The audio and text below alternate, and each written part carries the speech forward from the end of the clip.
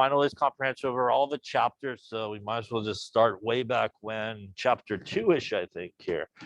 So a little review action here for the final. All right, so chapter 2 was really the first chapter where we talked a lot about really measurements. So remember that when we do take measurements, no matter what type of measurement we take, there's always some degree of uncertainty associated with the measurement.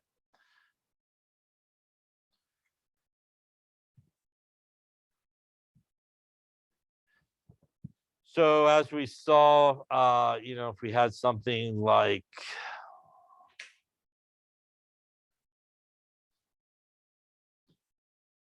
if this was a ruler and these were centimeters and we were measuring like this arrow here, what we always want to do when we do take a measurement is to look at the scale. And in this case, our big markings here are 1 centimeter. We have 10 markings in between, which means each of the smaller markings is 0.1 centimeters. So obviously this got to be 1.1, 1.2, 1.3, 1.4, 1.5, 1.6.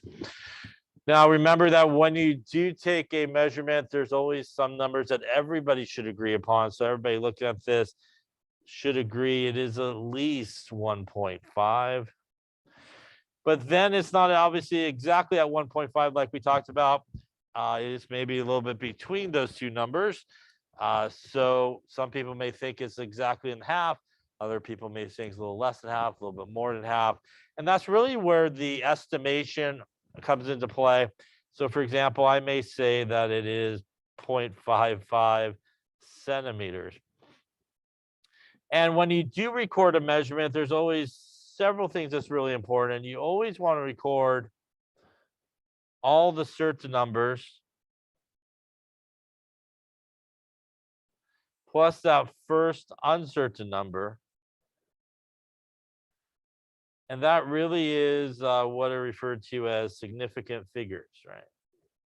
So obviously in this particular measurement, there are 3 significant figures where the uncertainty lies in the last significant figure that is written. Remember that it is the last significant figure that is written, not always the last number written is the uncertain number or the estimated number, but it is the last significant figure that is written. The other really important thing is you should always include units, right, when you take a measurement. When you do read it, right, you want to look at the scales because they can change. As we talked about, you could have 10 and 20, say, milliliters, and we were somewhere in here. And in this case, there's actually only 5 markings between 10 and 20, where our big markings would be 10 milliliters. Each of the small markings in this case actually would be 2 milliliters. So that would be 12, 14, 16. So obviously our meniscus here is between 14 and 16, which means the best you could do on something like that would be 15 milliliters, where the uncertain number actually would be the 5 in this case, and it would have 2 significant figures. Questions on that there? Remember that we do count significant figures, right? And all non-zeros are significant.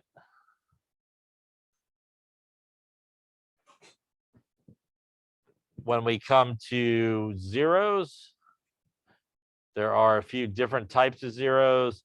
There are leading zeros, which are not significant. And that would be something like this. All these zeros here are not significant. Remember, you do not start counting until you hit the very first non-zero number. So this guy would have 3 significant figures.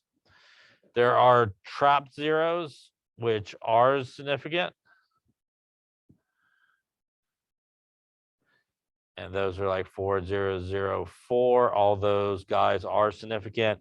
You would start counting significant figures at the first 4.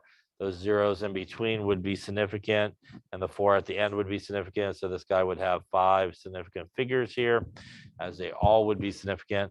And then we have these zeros at the end are trailing zeros, and they may or may not be significant.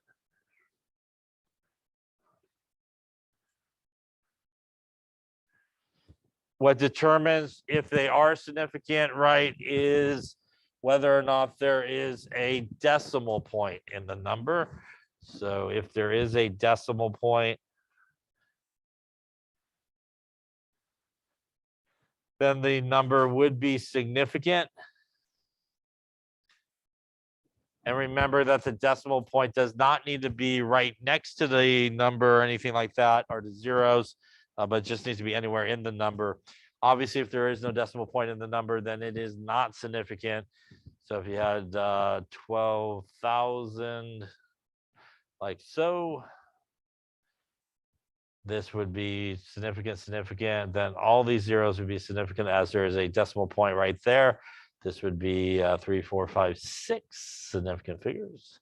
If I wrote 12,000 like so, this would have only 2 significant figures, as these 2 would be significant. The zeros here would not be significant as there's no decimal place. This also is what we were just talking about in terms of the uncertain number and the top measurement. The 0 here is the uncertain number, and the bottom one, it is actually the 2. That is the uncertain number in that bottom one. So again, it's not always the last number is the uncertain number. A lot of times it is, but it really is the last significant figure that is the uncertain one. We also talked about significant figures in calculations, and a reminder that if you multiply or divide, your answer should have the same number of significant figures as the number with the least number of sig figs. So if you took 4.53 times 2.0, this has 3 significant figures. This one has 2. Your answer should end up with 2 significant figures based off of the 2.0. And that is different than when we add and subtract. When we add and subtract,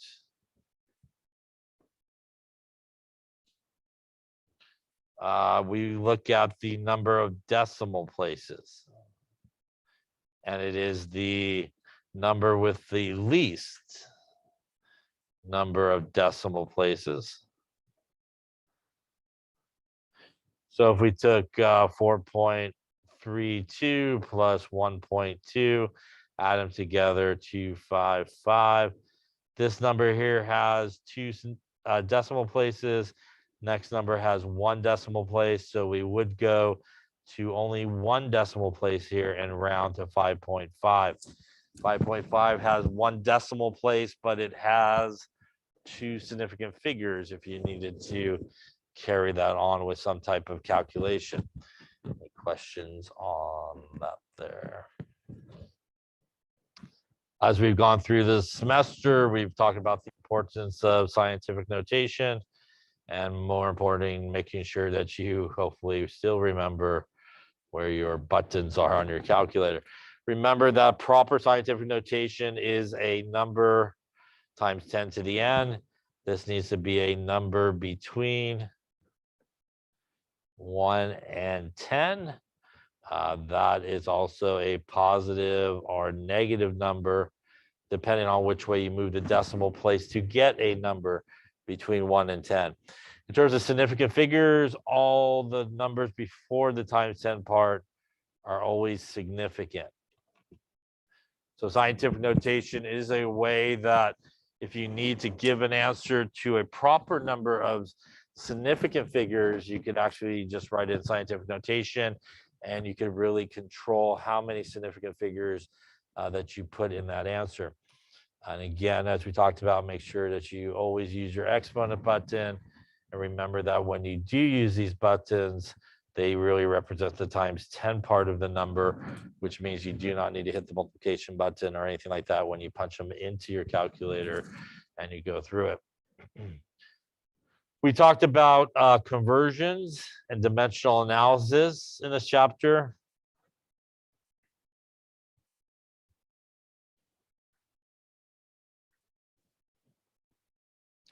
Remember, this is the big one we talked about the whole semester. That's how they want you to really set up things as you go through chemistry here at Saddleback.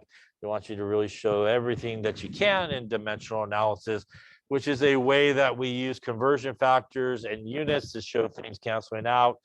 Remember, from any equality like 12 inches equals 1 foot, this is what's referred to as an equality.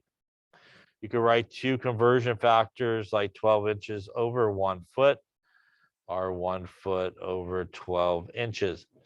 And we use these to do problems. So if we had 525 inches and we want to know how many feet that was, we would write it something like this, 525 inches. Remember, opposites attract. So although it's not written as a fraction, those inches are up on top, which means to get rid of them, we need to go opposite. So 1 foot is 12 inches. The inches will cancel. And in this case here, we got 525 divided by 12. Gets us 43.75 feet. Now, in terms of significant figures, remember that this, which is a conversion factor, is considered an exact number. And if you remember, exact numbers are things that are basically one of two things. Either they are definitions, like 12 inches is equal to a foot, or they are something that is counted, like I got 5 apples on the desk or something like that. So because they're an exact number, they technically could have as many significant figures as you want. So what that means is typically in calculations, we ignore them in terms of significant figures. So that means in this case, we would actually look towards this number, since we're multiplying and dividing here, which has 3 significant figures. That means that we should end up there. And we also should round up because of the 5 that's next to it. So we should end up with 43.8 feet would be our correct answer in this case. Any questions on that there? If you have multiple conversions to do, you could just continue on, obviously, with the dimensional analysis setup. That's their preferred way of how you do it, all in one big calculation. If you do want to break it up, as we talked about, it's really important not to round, right, until you kind of get to the very end, but you should keep track of your sig figs and all that good stuff as you go along. Remember that in terms of conversion factors or qualities, if it is a English to English conversion, you're good. If it is like a metric to metric conversion, you're pretty good. You don't have to really worry about significant figures. But really, if you do kind of cross over from metric to English, or obviously the either way where you're going on that, you really should look at the value of the conversion factor in terms of determining significant figures. A couple of exceptions, like 1 inch is exactly 2.54 centimeters. That one you don't have to look at. You know, if you didn't use maybe the exact number for grams, like 454 grams equals 1 pound. These are different units. Grams are metric, pounds are English units. You would look at the number, not the one that's a 1. So always in a sort of metric to English conversion, there's always going to be one guy that's 1, and then the other guy will have an actual number. So if you do need to look at the metric to English conversion factor, you would always look at the number part, and obviously the one that's the 1 you would ignore as an exact number. Any questions on that there? Now, we also talked about density there in that chapter, I think, as well. Density, right, is mass divided by volume, and common units of density for solids and liquids typically have grams per milliliter or grams per cubic centimeter. Remember that a milliliter and a cubic centimeter are basically the same thing. They both are volumes. A milliliter is typically obtained by just taking a volume measurement, while a cubic centimeter is something like we did in the first couple experiments where you measured length times width times height. Again, you could do length times width times height, all in centimeters times centimeters times centimeters. That gives you a volume. So 1 unit of centimeter by itself is a unit of length. But if you have kind of length cubed, that is a volume that you're looking at. For gases, which we got a little bit into, I think, but not too much, the units for density are a little bit different. It's typically grams per liter is typically the units that you see if you calculate the density of a gas. Remember that there is a formula for density, which is m divided by v. That means v is equal to m over d. And we could also solve for m, which would be v times d in this case. And you could do your DMV triangle we talked about to help you remember that. So this is obviously a formula that you do need to know. And obviously if something is more dense than water, it will sink. Something is less dense than water, it will float. Obviously, if we have some liquids that are different densities, we will get them to kind of layer out from one another, where the sort of higher density is on the bottom, the lower density is obviously up on top. There are a couple ways that we can sort of get volume in a density sort of calculation. One is to do the length times the width times the height and get cubic centimeters. One is to simply fill up a container and take an actual volume reading, which would give us milliliters.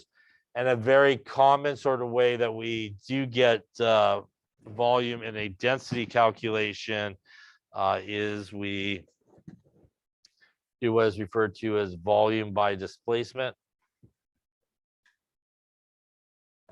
And that is where you basically fill up a container with a liquid to an initial volume. You can take something that is solid basically and drop it in. The result of that is the solid will raise the volume to a final volume. And really, if you take the difference between where it initially started and the final volume in that container, that will give you the volume of the solid object, would be our final volume minus our initial volume. So that is a very, very common way that we get the volume of a substance there.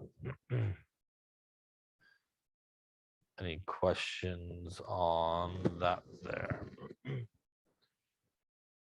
That I think is chapter 2. We then kind of rolled, I think, into chapter 3, I think.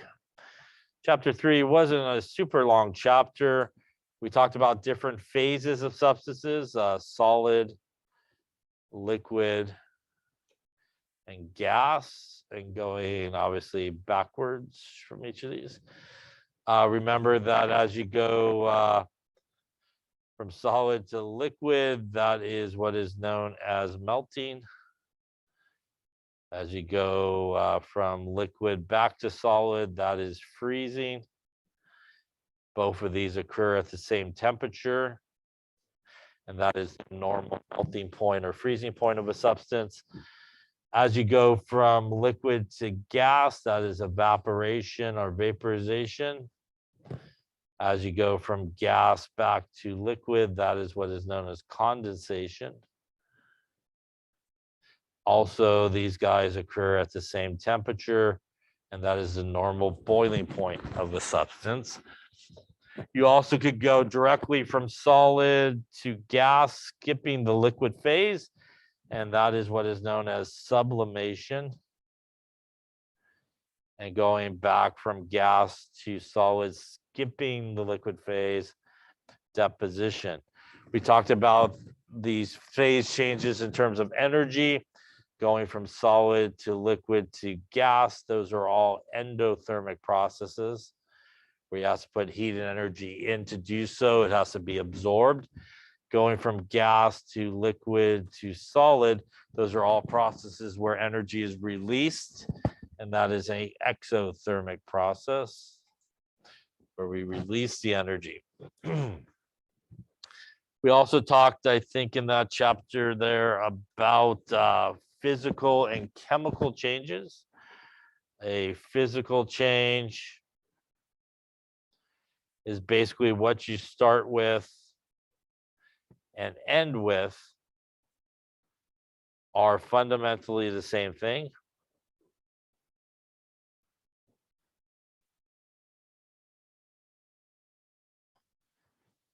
And that's different than a chemical change, where what you start with and end with are two fundamentally different things.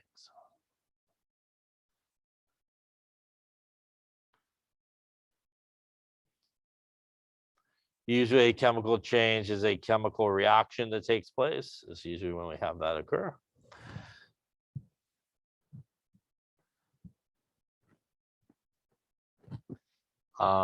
Remember that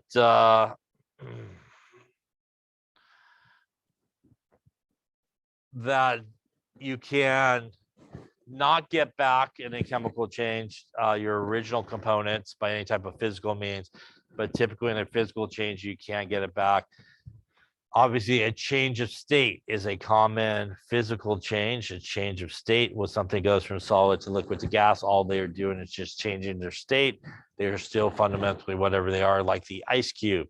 As it melts from a solid ice to liquid water to steam, they're all water, so they're all the same. Chemical change, you know, something like the formation of rust, iron and oxygen come together, and they basically bond together. We also talked about atoms, which are the basic blocks of matter, all made up of protons, electrons, and neutrons. We have molecules, which are a combination of two or more atoms, like I2, Cl2, H2O. We also have compounds, which are a combination of two or more atoms from different elements.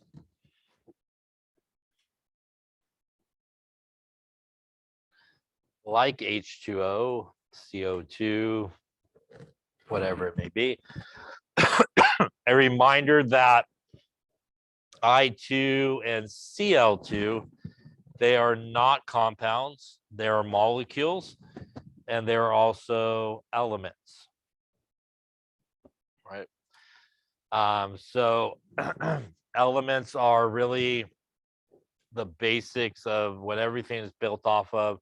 The basic representation of elements are atoms, and you can't go any further back than elements. So you can break things back down from compounds into elements, but you can't go any further than that. We also talked about a substance, a pure substance. So something like water by itself, something like sodium chloride by itself. These are all pure substances. And those are not to be confused with mixtures, which is a combination of two or more pure substances together.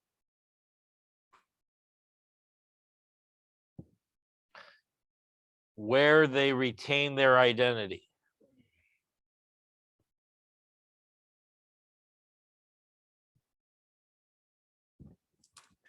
So even though it may look like everything mixed together, something disappeared, something went away, when you do make a mixture, it is only a physical change. It is not a chemical change. And a pretty simple example of that is basically taking these two guys together.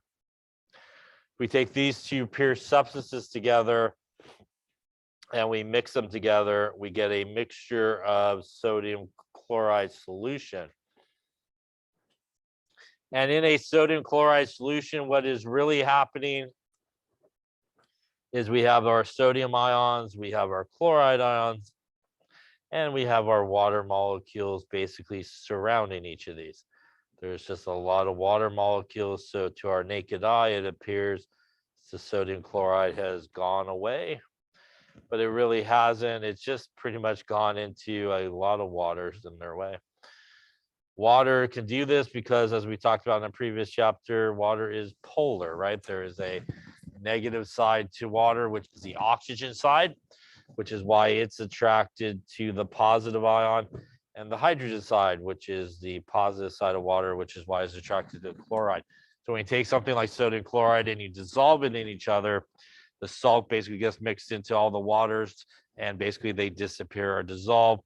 We know that they are both there and still there because we could simply heat this thing back up. And as we would heat this up, all of our water molecules would evaporate.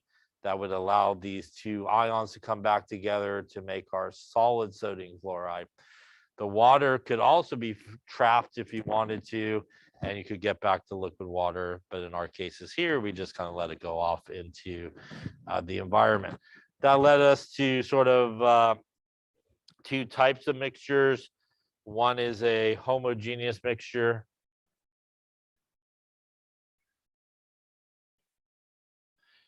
Where everything looks the same throughout. So everything mixes really well. Everything looks the same. And a heterogeneous mixture where you see different layers or phases. They really don't mix very, very well. But regardless of whichever type of mixture it is, homogeneous or heterogeneous, you could do some type of physical aspect to it to get back the original substances. We talked about filtration, which we've done a number of times throughout the semester. In a filtration, right, we take like a funnel with some filter paper.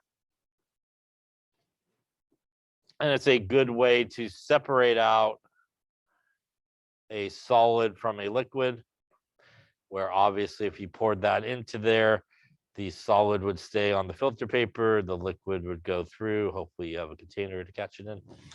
And again, that's a very simple way that you can separate out those two things, like a heterogeneous mixture. A homogeneous mixture, you could do something like distillation. And that was when you kind of had this closed environment, if you remember, and maybe you had something like salt water on one side. You got this kind of tube that connects both sides. It's really cold. So as you heat something like the salt water, the water starts to evaporate, but it has nowhere to go. So it goes through this cold tube and through condensation, and you get your liquid. As you continue to heat the salt water, you basically will evaporate all the water to the other side, and you'll be left with just the salt on the left-hand side. When it's all said and done, you'll just have this solid salt.